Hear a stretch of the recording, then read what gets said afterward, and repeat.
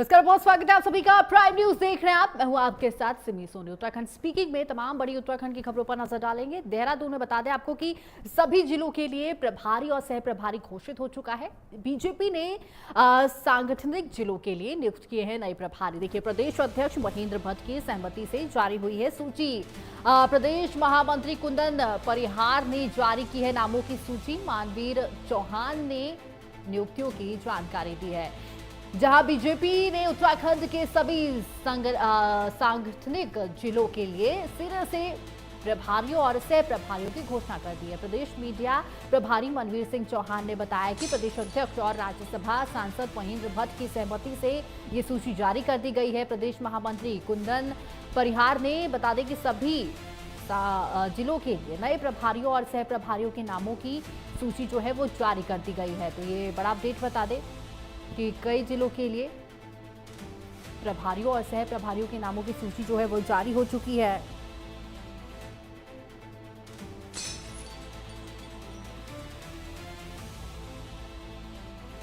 तो ये बड़ी खबर बता दें, सभी जिलों के लिए प्रभारी और सह प्रभारी घोषित हो चुके हैं। बीजेपी ने जिलों के लिए नियुक्त किए हैं प्रभारी। प्रदेश अध्यक्ष महेंद्र भट्ट की सहमति से ये सूची जो है वो जारी हुई है। प्रदेश महामंत्री कुंदन परिहर ने नामों की सूची जो है वो जारी कर दी है। तो इस खबर पर और भी जानकारी देने के लिए हमारे साथ मदन सिंह लाइव जुड़े हुए हैं। तो मदन, देखिए, सभी जिलों के लिए प्रभारी और सह प्रभारी जो घोषित हो चुके हैं, तो मैं आपसे जानना चाहूंगी पूरी जानकारी क्या है और क्या क्या जो नाम है वो निकलकर सामने आए हैं। जी देखिए, निश्चित तौर पर बीजेपी जो है निरंतर इस कोशिश में है कि संगठन को पूरी तरीके से मजबूत किया जाए, क्योंकि 2027 में चुनाव है और उसमें किसी तरीके की कोई कोताही, कोई कमी ना रहे। और सबसे बड़ी बात सिमी ये है कि कोई भी व्यक्ति नाराज ना हो। तमाम जगह सभी को एडजस्ट किया जा रहा है और कल इसी क्रम में एक ये जिला प्रभारी और सह प्रभारियों की भी सूची जारी कर दी गई है। आपको मैं बता दूं कि उत्तराखंड में जो संगठनात्मक जिले हैं भाजपा के, वो 19 जिले हैं। हालांकि उत्तराखंड में वैसे 13 जिले हैं, लेकिन संगठनात्मक तौर पर इन्होंने इसको 19 जिलों में तब्दील किया है। और इस 19 के 19 जिलों की कल जो है सूची जारी कर दी, चाहे वो प्रभारी हो चाहे सह प्रभारी हो। और निश्चित तौर पर जिस तरीके से भाजपा एक जो है पूरे विश्व की सबसे बड़ी पार्टी है और संगठन सबसे बड़ी इनकी खासियत है कि मजबूत संगठन है। इसी के कारण से जो है निरंतर पार्टी बढ़ती जा रही है। तो उसी क्रम में जो है उत्तराखंड में भी इसका विस्तार निरंतर किया जा रहा है। और जिस तरीके से हमने कल देखा कि तमाम लोगों ने भाजपा को ज्वाइन भी किया है, तो पार्टी निरंतर जो है कुनबा जो है लगातार बढ़ता जा रहा है। इसलिए कहीं ना कहीं सभी को एडजस्ट करने के लिए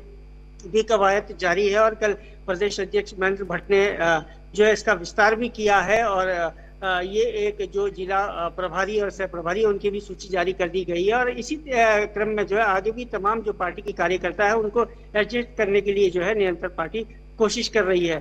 सिमी 2027 में चुनाव है और उसमें किसी तरीके की कोई कमी ना रहे, इसलिए जो है भाजपा निरंतर इस तरीके के प्रयास करे कि कोई भी पार्टी कार्यकर्ता नाराज ना हो और कहीं ना कहीं उसको पद दिया जाए, ताकि नाराजगी जो है सबकी दूर हो।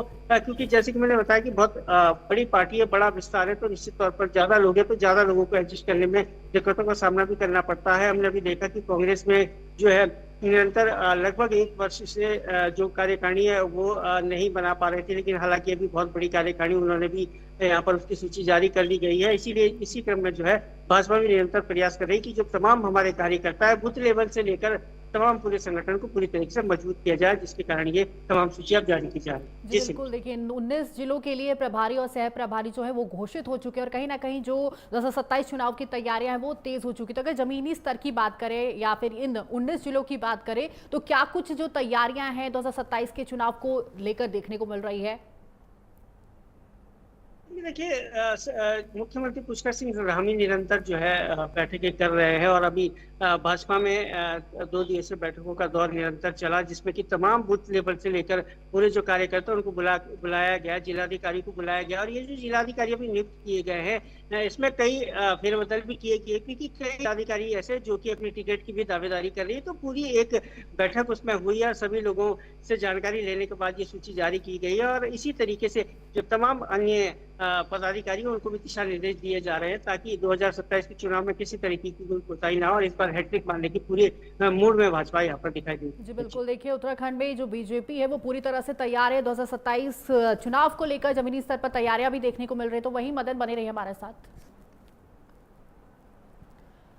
2027 चुनाव को लेकर कांग्रेस की तैयारी भी तेज है। एक तरफ जहां बीजेपी तैयारियों में जुटा है तो वहीं दूसरी तरफ कांग्रेस की तैयारियां भी तेज हो गई हैं। कांग्रेस अध्यक्ष गणेश गोदियाल ने बड़ा बयान दिया। उन्होंने कहा कि कांग्रेस से बड़ी तैयारी जनता चुनाव का बेसब्री से इंतजार कर रही है। मौजूदा सरकार के लिए खिलाफ नाराजगी का दावा किया है। देखिए, 2027 विधानसभा चुनाव को लेकर कांग्रेस ने तैयारियां तेज कर दी हैं। कांग्रेस प्रदेश अध्यक्ष गणेश गोदियाल ने कहा है कि पार्टी चुनाव के लिए पूरी तरह तैयार है, लेकिन कांग्रेस से भी बड़ी तैयारी जनता की है। उन्होंने कहा कि जनता चुनाव का बेसब्री से इंतजार कर रही है और लोग एक एक दिन गिन रहे हैं।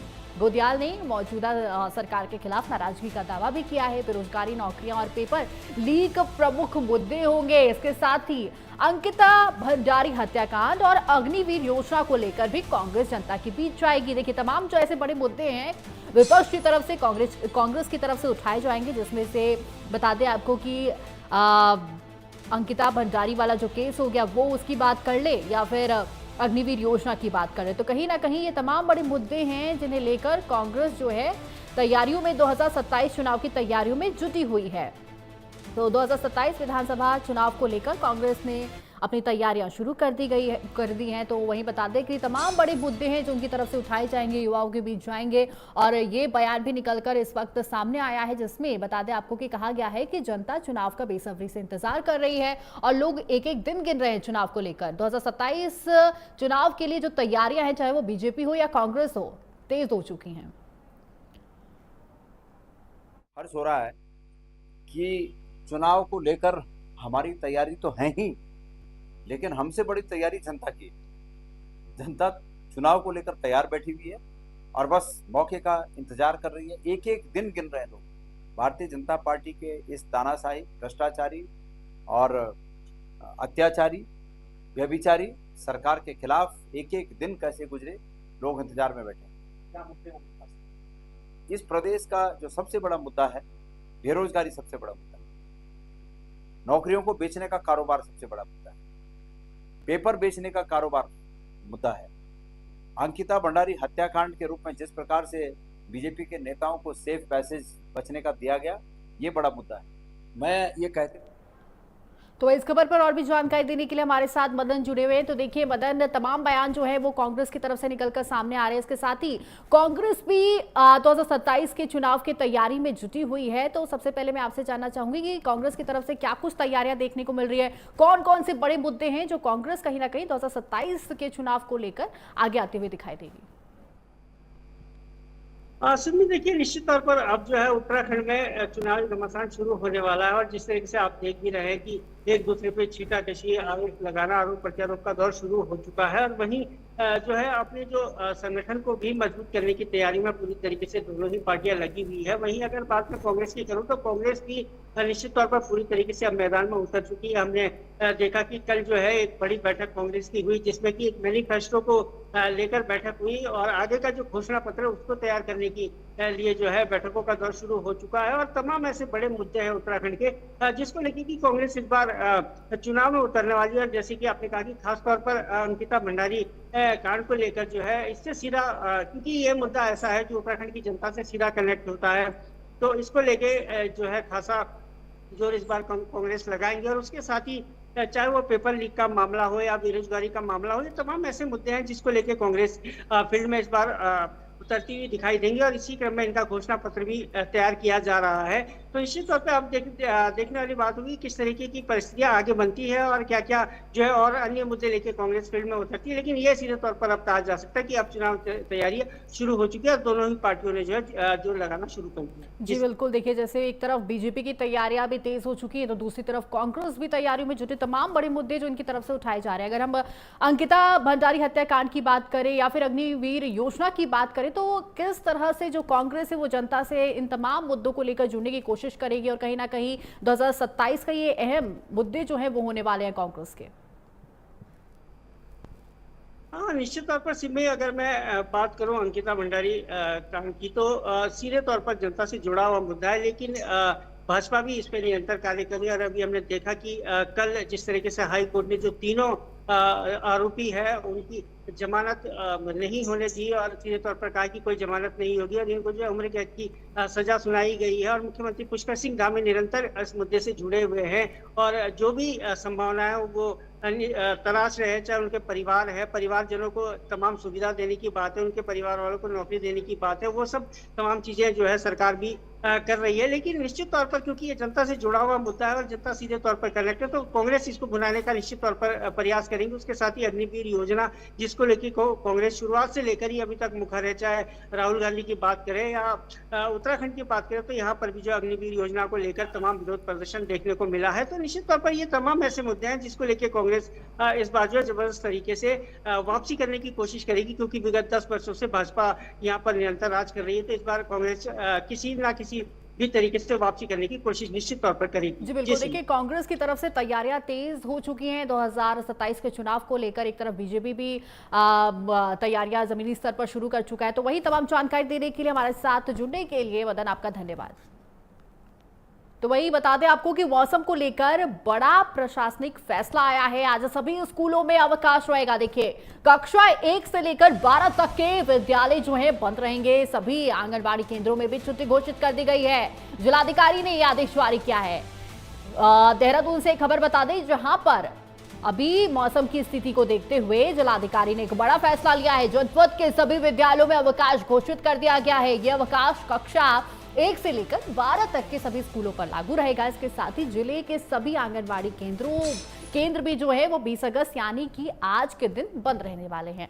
बता दें कि मौसम को देखते हुए, मौसम की स्थिति को देखते हुए प्रशासन ने ये निर्णय लिया है। बच्चों की सुरक्षा के मद्देनजर ये बड़ा फैसला लिया गया है। तो देखिए, बच्चों की जो छुट्टी है वो देहरादून में घोषित कर दी गई है, खराब मौसम होने की वजह से, बारिश होने की वजह से। और इसके साथ ही आपको बता दें कि कई पहाड़ी इलाकों में भारी बारिश की वजह से सड़कें भी बाधित हुई थी। और अब देहरादून में मौसम को लेकर एक बड़ा फैसला निकलकर सामने आया है। कक्षा 1 से लेकर 12 तक की छुट्टी कर दी गई है। जिलाधिकारी ने बड़ा फैसला लिया है। बता दें कि तमाम जो स्कूली बच्चे हैं उनकी सुरक्षा को देखते हुए, उसके मद्देनजर ये बड़ा फैसला जो है वो लिया गया है। तो ये बता दें आपको कि प्रशासन की तरफ से ये जारी कर दिया गया है। 1 से लेकर 12 तक के जो स्कूल हैं वो बच्चों के लिए बंद रहने वाले हैं। छुट्टी घोषित कर दी गई है। इसके साथ ही स्कूल के साथ साथ आंगनबाड़ी केंद्र में भी छुट्टी घोषित है। अब उत्तराखंड में बारिश का दौर लगातार जारी है। देहरादून और बागेश्वर में बारिश का ऑरेंज अलर्ट जारी कर दिया गया है। कई जिलों में भारी बारिश की संभावना है। 22 और 23 अगस्त को प्रदेश भर में येलो अलर्ट जारी किया गया है। तेज गर्जना के साथ भारी बारिश के आसार है। संवेदनशील इलाकों में लोगों को सतर्क रहने की सलाह दी गई है। उत्तराखंड में मानसून की सक्रियता के बीच बारिश का दौर लगातार जारी है। मौसम विज्ञान केंद्र ने अगले 24 घंटे के लिए देहरादून और बागेश्वर में भारी से बहुत भारी बारिश का ऑरेंज अलर्ट जारी किया है। तो वहीं बात करें अगर पिथौरागढ़, नैनीताल, उधम सिंह नगर, चंपावत, टिहरी, पौड़ी और हरिद्वार में भी बारिश की संभावना है।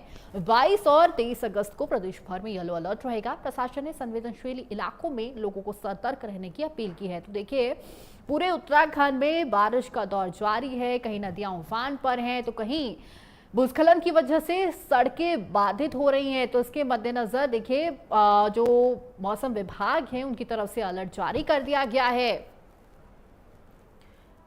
उत्तराखंड में परिस्थितियां थोड़ा सा बदल गई है तो उतना नहीं है। हालांकि फिर भी अगले 24 घंटे के लिए बागेश्वर जनपद, देहरादून जनपद है, वहाँ पे जो है ऑरेंज अलर्ट है, जहाँ की भारी से बहुत भारी बारिश होने के चांसेस है और साथ साथ में वर्षा की तीव्र से अति तीव्रता होने के चांसेस है। बाकी भारी बारिश के चांसेस कुमाऊं के कुछ जनपदों में और भी, जैसे पिथौरागढ़ है, नैनीताल है, उधम सिंह नगर, चंपावत जैसे जनपद है और गढ़वाल में भी जो है टिहरी और पौड़ी और हरिद्वार जैसे जनपद है जहाँ पे ऐसे चांसेस बन सकते हैं 24 घंटे के दरमियान।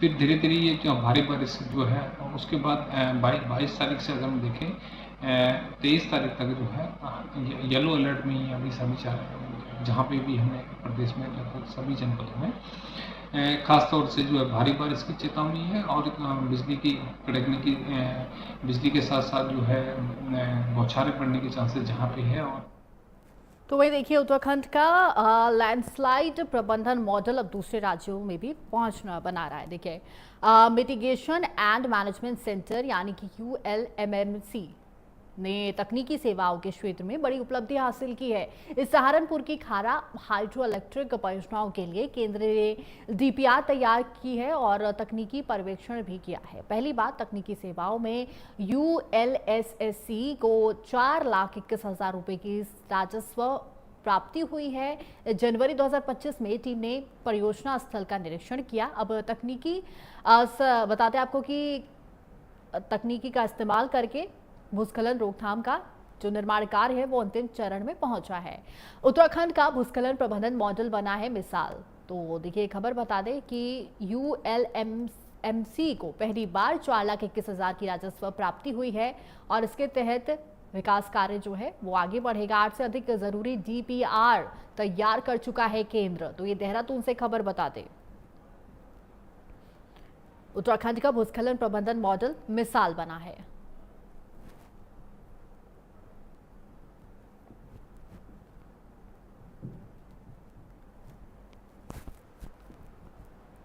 तो वहीं उत्तराखंड के चमोली जिले की उच्च हिमालय लोकपाल वैली में स्थित हेमकुंड साहिब में श्रद्धालुओं की आमद नए रिकॉर्ड की ओर बढ़ रही है। इस सीजन अब तक करीब 2,62,000 श्रद्धालु हेमकुंड साहिब पहुंच चुके हैं। यात्रा 10 अक्टूबर तक जारी रहेगी। खुशनुमा मौसम के बीच श्रद्धालु गुरु महाराज की तपस्थली के दर्शन कर रहे हैं। प्राकृतिक सुंदरता और दुर्लभ हिमालय पुष्प भी यात्रियों को आकर्षित कर रहे हैं। हेमकुंड साहिब यात्रा चरम पर है। श्रद्धालु की बड़ी आमद अब तक करीब 2,62,000 यात्री पहुंच चुके हैं। हेमकुंड साहिब 10 अक्टूबर तक जारी रहेगी हेमकुंड साहिब की यात्रा। वहीं खुशनुमा मौसम के बीच सुगमता से दर्शन करते हुए नजर आए, जिसकी खूबसूरत तस्वीरें भी निकलकर सामने आई है। प्राकृतिक सुंदरता, दुर्लभ हिमालय पुष्प आकर्षण का केंद्र बने हुए हैं। यात्रा करने वाले 10 अक्टूबर से पहले दर्शन कर सकते हैं। तो ये तस्वीरें भी आपको टीवी स्क्रीन पर दिखा रहे, बेहद खूबसूरत तस्वीरें निकलकर सामने आई हैं और तमाम श्रद्धालु मौके पर पहुंचकर दर्शन करते हुए नजर आ रहे हैं। वाहिगुरु जी की फतेह। गुरु महाराज की अपार बख्शिश हुई है। 23 मई से आरंभ हुई श्री हेमकुंड साहब की यात्रा। आज मिति 19 अगस्त तक लगभग 2,62,000 यात्री श्री हेमकुंड साहब जी के दर्शन दीदारे करके जा चुके हैं। आपके माध्यम से सभी यात्रियों को निवेदन है कि जिन्होंने भी अपना प्रोग्राम बना रखा है वो श्री हेमकुंड साहब जी में आइए। और इस साल ऐसी अलौकिक गुरु की कृपा है कि हेमकुंड साहब का सारा चौगिरदा ब्रह्म कमल व अन्य प्रकार के फूलों से पूरा लबालब भरा हुआ है। यात्री भगवान का वाहिगुरु का नाम तो ले ही रहे हैं और साथ ही साथ प्रकृति का आनंद भी। तो वही देखिए, पहाड़ों की रानी मसूरी में देर रात पर्यटकों और स्थानीय लोगों के बीच किसी बात को लेकर कहासुनी और मारपीट में बदल गई है। रात करीब 12 बजे दोनों पक्षों के बीच जमकर लात घूंसे चले हैं, जिसमें कुछ लोगों के घायल होने की बात भी निकलकर सामने आई है। घटना का वीडियो सोशल मीडिया पर तेजी से वायरल हो रहा है। पुलिस ने वीडियो का संज्ञान लेकर जांच शुरू कर चुकी है। फिलहाल किसी भी पक्ष की ओर से तहरीर नहीं मिली है। मसूरी में देर रात 2 गुटों के बीच मारपीट हुई। पर्यटकों और स्थानीय लोगों में हुई कहासुनी देखते ही देखते विवाद में बदल गई। मारपीट का वीडियो सोशल मीडिया पर तेजी से वायरल हो रहा है। मसूरी पुलिस ने वायरल वीडियो का संज्ञान लिया है। बिना तहरीर के पुलिस इस पूरे मामले की जांच पड़ताल में जुटी हुई है। तो ये मसूरी से खबर बता दें, जिसकी वीडियो भी निकलकर सामने आई है, जो कि सोशल मीडिया पर तेजी से वायरल हो रहा है। और इस वीडियो में मारपिटाई करते हुए लोग सीसीटीवी कैमरे में भी कैद हुए हैं।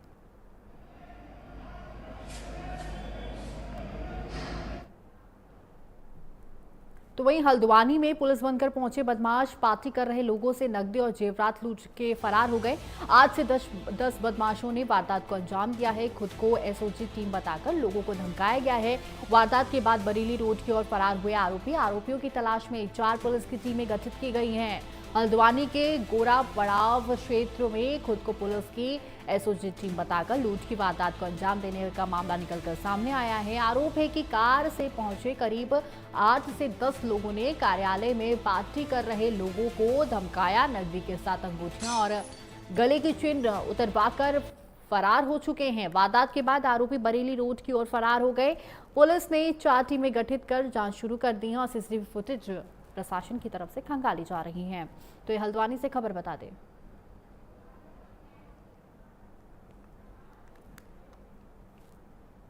तो वहीं उत्तराखंड के जसपुर में वायरल बीमारी से ग्रसित 2 युवक की लगातार मौत के बाद स्वास्थ्य महकमे में चिंता बढ़ गई है।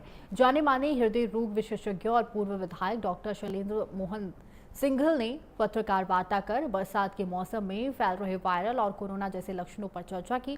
उन्होंने स्वास्थ्य मंत्री और कुमाऊं चिकित्सा निदेशक से वार्ता करने की बात कही है। फिलहाल कोरोना जैसे वायरस की पुष्टि तो नहीं हुई है, लेकिन डॉक्टर ने लोगों से सावधानी बरतने और समय पर उपचार करने की अपील की है। जसपुर में कोरोना जैसे लक्षणों को लेकर चिंता बढ़ गई है। वायरल बीमारी से 2 युवकों की मौत का जो मामला है वो निकलकर सामने आया, जिसके बाद पूर्व एमएलए डॉक्टर शैलेंद्र मोहन सिंघल ने पत्रकार वार्ता करके इसकी जानकारी दी। इस समय वायरल का प्रकोप तो चल ही रहा है, और कुछ मरीज ऐसे आए हैं जिनके लक्षण और एक्सरे फाइंडिंग्स वो कोरोना से मिलती जुलती हैं।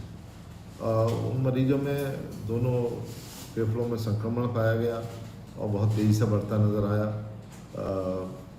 ऑक्सीजन लेवल डाउन हुआ और 2 मरीजों की डेथ हुई। एक सुशीला तिवारी में हुई और एक कल सेकेंडरी केयर से टर्शियरी केयर वो मुरादाबाद ले जाते रास्ते में हुई, तो वो की डेथ हुई है और ऑक्सीजन लेवल लगातार इनका डाउन होता चला गया।